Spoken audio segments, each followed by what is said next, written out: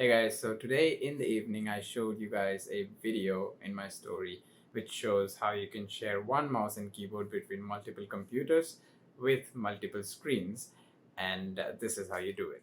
So to do this, start off by heading over to GitHub and searching for a repository named Barrier that is made by Deboshi, right? Once you head there, you're going to see the releases section. So head over to releases, right?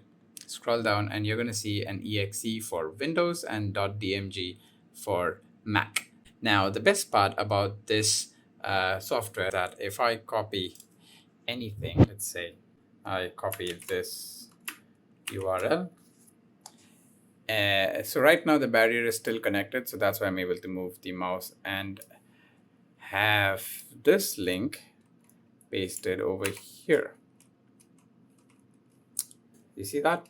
So the clipboard gets shared equally. So now I have this opened over here as well. So for Mac, you can download the DMG.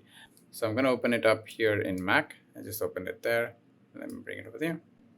Before you do anything, you need to configure server. So my Mac is at the left side of my PC, so I'm going to keep it at the left. And then click OK.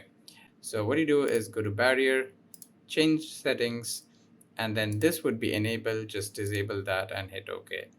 So over here in Mac, you're going to have to do pretty much the same thing. Over here, let's go to Barrier, change settings. Settings opens up. Enable SSL, that's disabled as well. So you have two sections here. The top one is server, the bottom one is client.